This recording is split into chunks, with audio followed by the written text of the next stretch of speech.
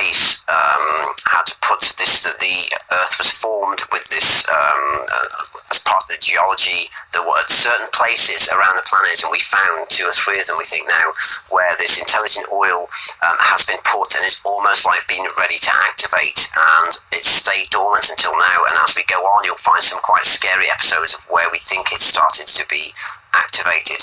It's more or less like it's a gooey substance that has all these magical morphing qualities and stuff, but on the level of other things that it does, I don't quite know, and I don't want to leap into other areas because I don't know exactly how it actually functions, but we have got some evidence of it doing very strange psychological things, which we'll come to when we get to the Marconi people.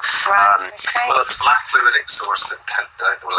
So we're basically looking at a black fluidic substance, like Miles says, that is oil-like in viscosity, let's say, has some kind of sentience to it when it's awakened, when it's triggered, and is in certain parts of the planet is speculated or known. Yeah, and yours is a good point because did the ETs come and tell apparently the Americans were told about their mission? So the Americans, I think, were told that they were coming to try and de-engineer this oil because it was about to be activated. What triggered? Admiral Byrd's mission. I don't think that might all be linked into it because the other quote.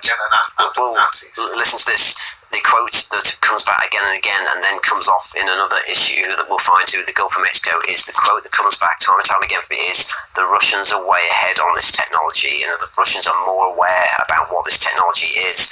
I think that's always a ploy by the US military to say that Russians have got it. It's always bad Russians have got it. Well, when they're the people who've got it. Yeah, I would go back. That's a fall guy. I go back to my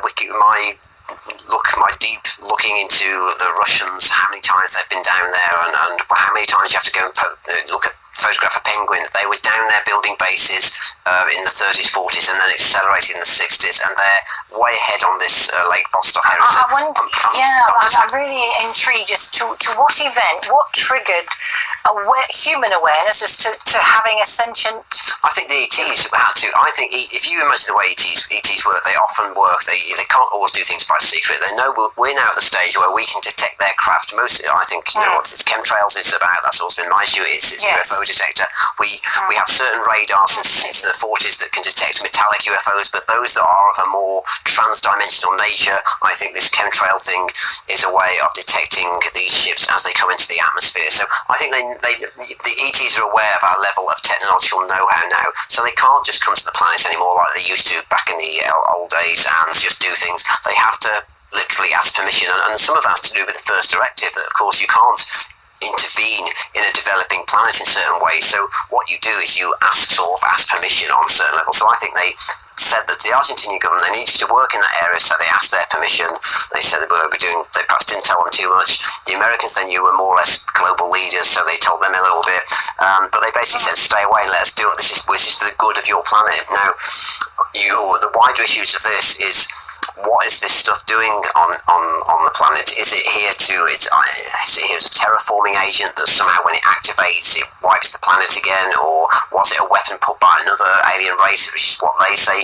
Don't know if they're telling the truth on that, but anyway, we'll get to a bit more of this. But the point I made at the end there on the last point was saying, well, given our alliance with the USA, if the USA did know with our basic intelligence structures, were we aware, that's a crucial point, were we aware of the technology that they were supposedly de-engineering down in this southern Thule Island, hence the Falklands War? Because if we didn't know about it, then that means the Falklands War was for the reasons that we said it about. If they didn't know, it seems that we wanted a taste of that technology, and hence we ended up going down to that part for that reason, which puts a whole new sheen on the Falklands War.